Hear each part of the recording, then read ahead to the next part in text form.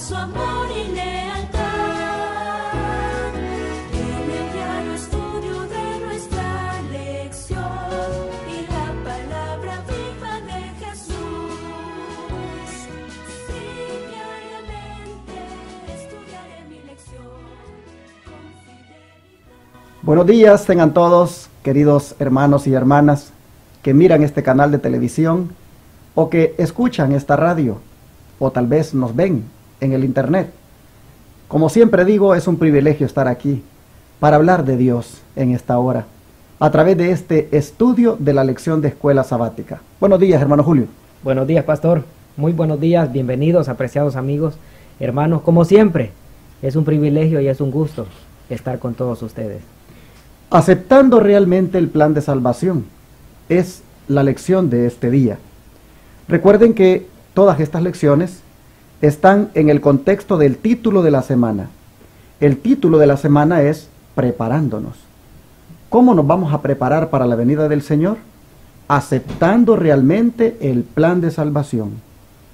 Y en este aceptamiento o aceptación del plan de salvación, ¿cuáles son los primeros pasos que hay que dar, hermano Julio? El primer paso, pastor, hay que ir en oración y pedir la bendición del Señor. Okay. Querido Padre Celestial, te damos gracias, oh Dios, por tus bendiciones, Amén. por tus cuidados. Gracias porque siempre nos acompaña y muchas gracias también porque nuestros amigos y hermanos, usted permite que se beneficien también con estas lecciones. Cada día durante 2 meses y algo nos han acompañado cada semana y te agradecemos, Señor, porque ellos siempre están con sed, con deseo de escuchar tu palabra. Amén. Bendígalos y esperamos que cada corazón sea confortado con el mensaje de esta mañana. Amén. Lo pedimos en el nombre de Jesús. Amén. Amén. Amén. Y ahora, como usted nos decía, ¿cuáles son los pasos hacia la verdadera salvación? Bueno, eso lo encontramos en Hechos 2:37. Hechos 2:37 encontramos una experiencia maravillosa de los discípulos. Nos dice la palabra del Señor: al oír esto, se compungieron de corazón y dijeron a Pedro y a los otros apóstoles: varones hermanos, ¿qué haremos? Pedro les dijo: arrepentíos y bautícese cada uno de vosotros en el nombre de Jesucristo para perdón de los pecados y recibiréis el don del Espíritu Santo. Al oír esto, ¿qué fue lo que ellos oyeron? Bueno, oyeron de que ellos habían sido culpables de dar muerte a Cristo. Oyeron todo lo relacionado al papel de Cristo en cuanto al plan de salvación. Al oír aquello de que ellos mismos eran culpables de la muerte de Jesús, fue que se compungieron de corazón. En el griego esta expresión es que les dio dolor, les causó dolor saber lo que habían hecho. Y fue entonces que desesperadamente dijeron: ¿qué haremos? Hermanos, todo comienza con un reconocimiento de que uno es culpable, un reconocimiento de que uno ha pecado. El siguiente paso es lo que dijo Pedro que hicieran: arrepentirse. Arrepentirse y bautizarse. Cada uno de ellos les dijo en el nombre de Cristo para que recibieran perdón. Así que cuando hablamos de aceptar realmente el plan de salvación, si alguien se quiere preparar para encontrarse con Cristo, debe dar estos primeros pasos: reconocer su pecado, admitir su culpa y luego arrepentirse para que pueda obtener el perdón de esas culpas. Romanos 5:1, hermano Julio, refuerza todavía aún más lo que estamos hablando. Nos dice: justificados pues por la fe tenemos paz para con Dios por medio de nuestro Señor Jesucristo. En otras palabras, razón tuvo Pedro cuando les dijo: arrepiéntanse y bautícense en el nombre de Cristo. ¿Por qué? porque como dice aquí el apóstol Pablo, en Él podían encontrar el perdón. En Él podían encontrar la paz que anhelaban. Ellos no podían reconciliarse con Dios si no lo hacían a través de Jesucristo. Esa experiencia que Pedro le hizo sentir a todos aquellos que le oían que debían experimentar, es lo mismo que nosotros debemos experimentar. Es interesante la forma como ha sido revelado en el espíritu de profecía esa experiencia, cuando Pedro les animaba a que se arrepintieran. Dice la sierva del Señor en el libro La Historia de la Redención, página 255, que en esa ocasión, cuando Pedro dijo estas palabras, había mucha gente que hasta ese momento se habían reído de la idea de que una persona tan humilde como Jesús fuera el Hijo de Dios. Se reían, pero se convencieron cabalmente de la verdad y lo reconocieron como su Salvador.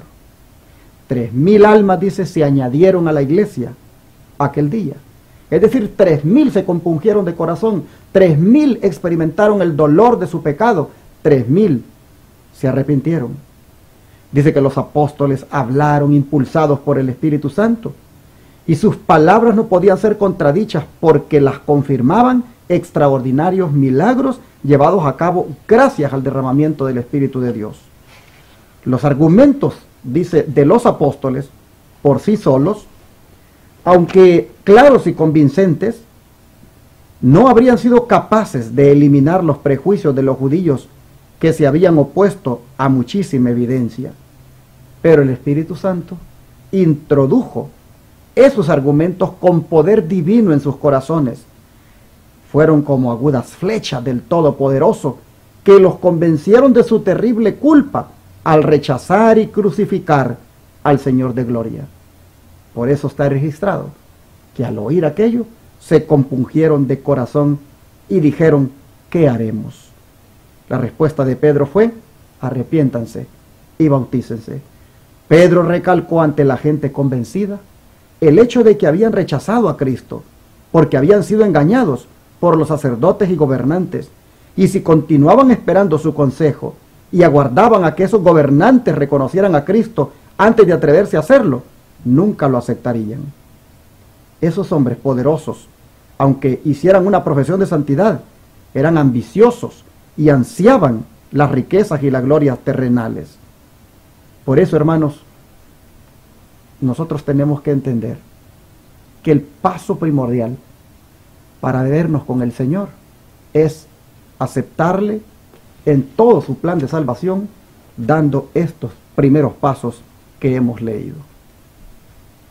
Nos dice la sierva del Señor en el camino a Cristo: cuando consideramos al Cordero de Dios sobre la cruz del Calvario, el misterio de la redención comienza a abrirse a nuestra mente y la bondad de Dios nos guía al arrepentimiento.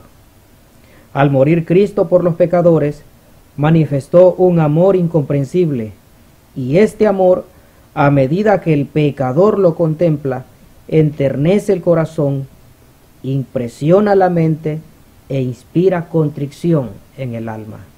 Y esto fue lo que sucedió cuando el apóstol Pedro predicó en el sermón de Hechos 2, donde predicó en el aposento alto, levantó al Cordero, levantó a Cristo Jesús, y la gente, cuando vio la gracia del Señor, que Él había muerto por nuestros pecados, por nuestras imperfecciones, llevó nuestros dolores, estaba profetizado en el libro de Isaías, dijo Pedro en ese discurso, pues la gente, como está escrito literalmente, se compungieron de corazón, porque es que al contemplar al Cordero causa tristeza toda nuestra miseria, toda nuestra vida, todo lo que hemos hecho causa tristeza, nos arrepentimos y no hay más que contemplar al Cordero y sentir el perdón que solo emana de sus lindas manos.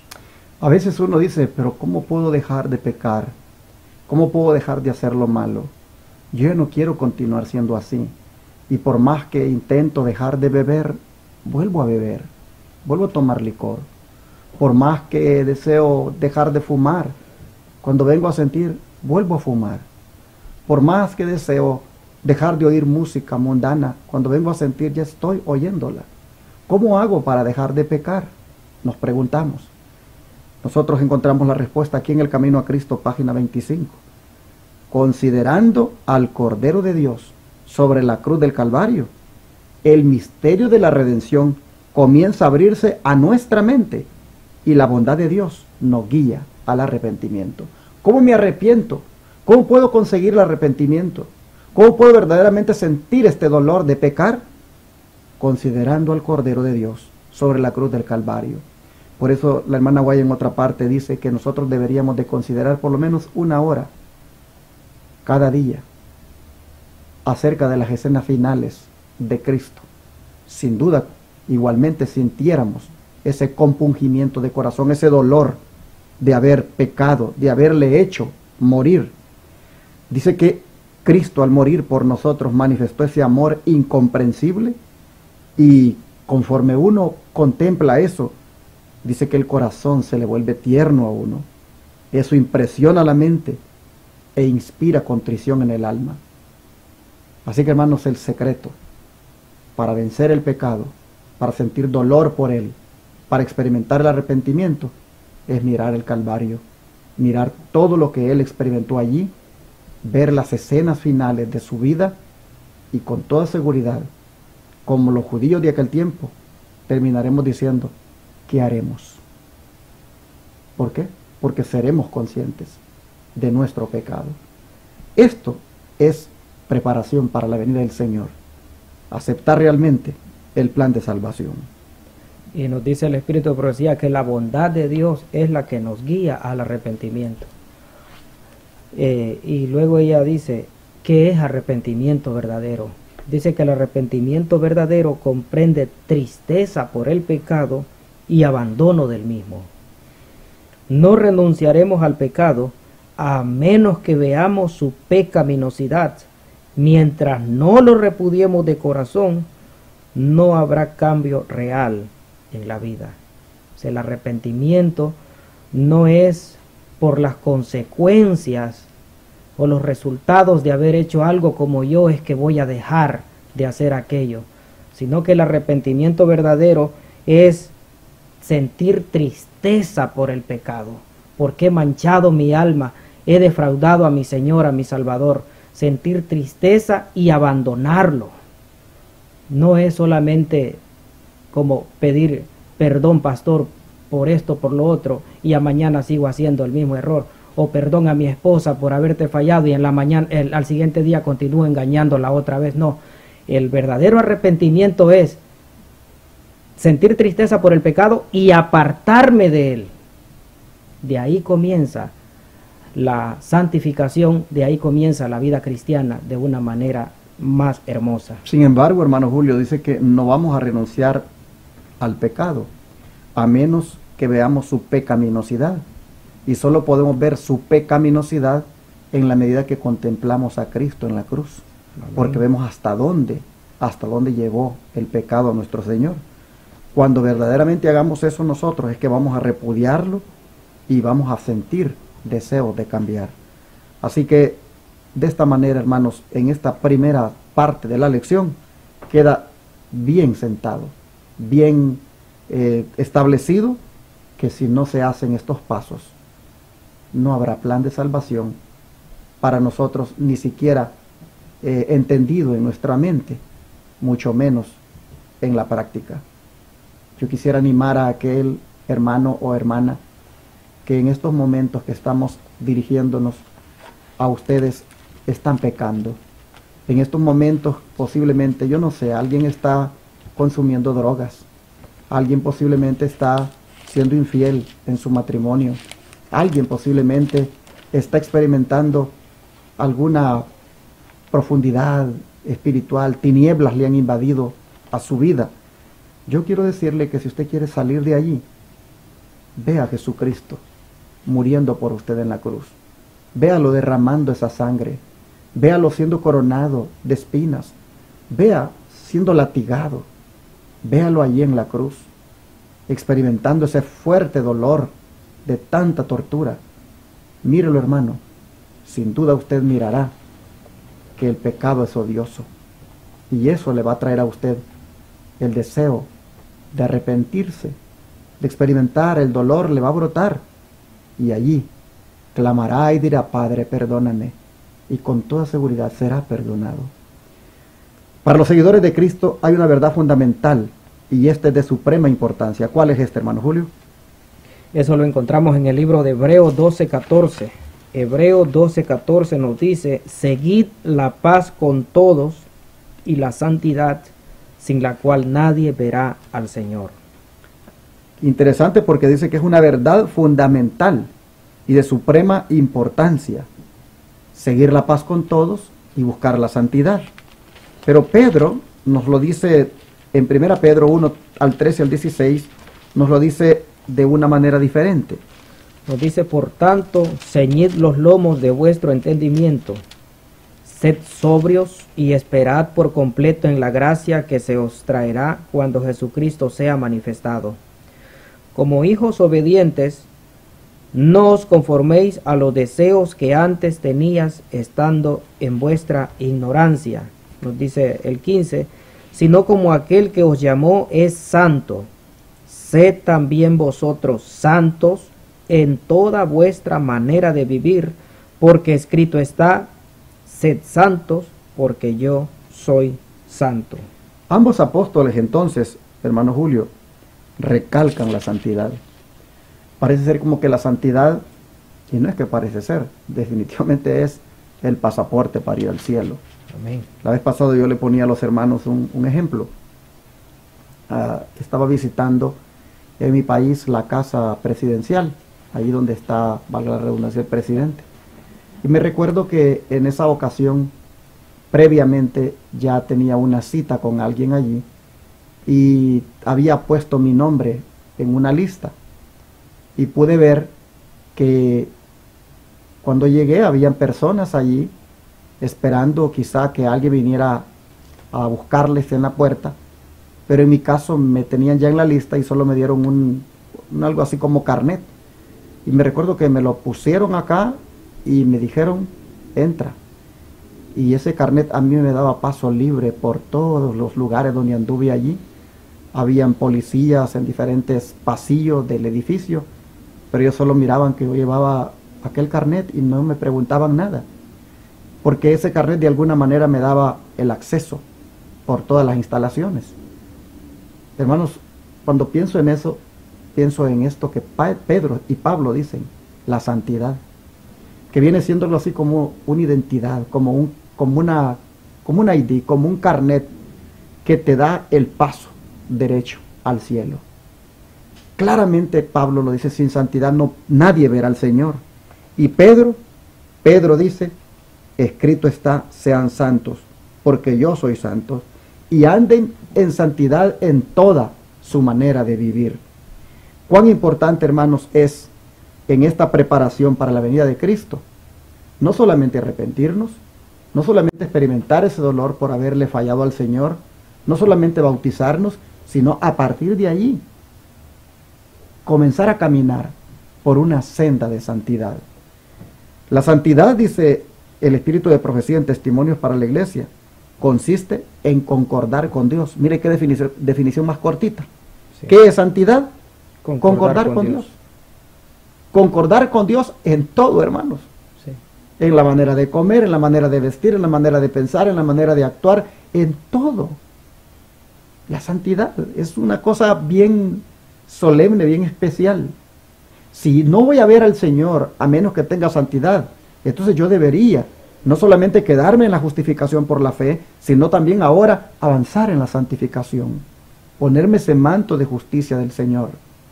Es importante, pero seguir cubierto con Él, es decir, apartado del mal, eso también es importante. Entrar en ese concordato con Dios, eso es santidad. Y dice que este es uno de los primeros pasos. Nos dice: cuando el pecador encuentra en la conversión la paz con Dios por la sangre expiatoria, dice que la vida cristiana no ha hecho más que empezar. ahora debe llegar al estado de hombre perfecto, debe crecer a la medida de la estatura, de la plenitud de Cristo. Encontramos en el Conflicto de los Siglos, página 523.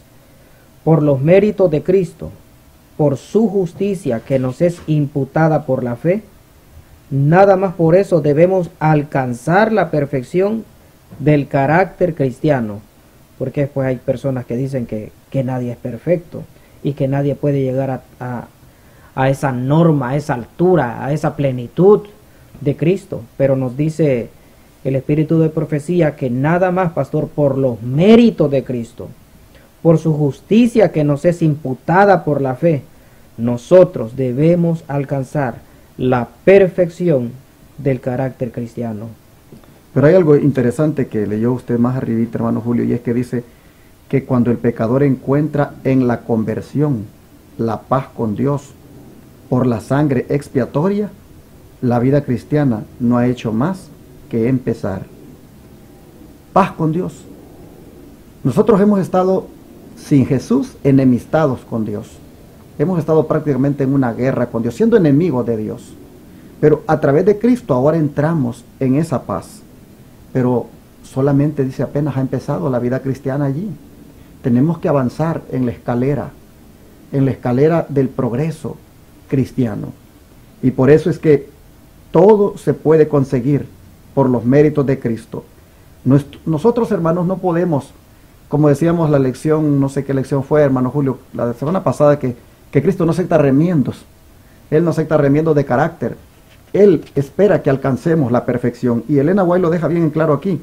Dice que debemos de llegar al estado perfecto. Crecer, dice, a la medida de la estatura de la plenitud de Cristo. Amén. Y que por los méritos de Cristo, por su justicia que nos es imputada por la fe, debemos alcanzar la perfección del carácter cristiano. Se presenta nuestra obra diaria y de cada hora en las palabras del apóstol, puesto los ojos en el autor y consumador de la fe, en Jesús. Así que, hermanos, todo aquel que se arrepiente, todo aquel que se convierte al Señor, apenas empezó. Debe continuar en ese proceso de alcanzar, llegar a la plenitud de Cristo, y eso se obtiene no quitando la mirada del Salvador, como el que va corriendo en una competencia. Si quita la mirada de la meta para ponerla en los que van corriendo con él, sin duda los otros le van a ganar. Nosotros no podemos alcanzar esa perfección de carácter si quitamos la mirada del Salvador, de Jesucristo. Este no es el tiempo, hermanos, para mirar al hermano, para mirar a la hermana. Este es el tiempo para mirar a Cristo y verlo a Él como nuestro dechado, nuestro modelo, nuestro blanco de perfección de carácter. Si lo contemplamos a Él, entonces lo alcanzaremos, porque uno se convierte en aquello que tanto uno contempla.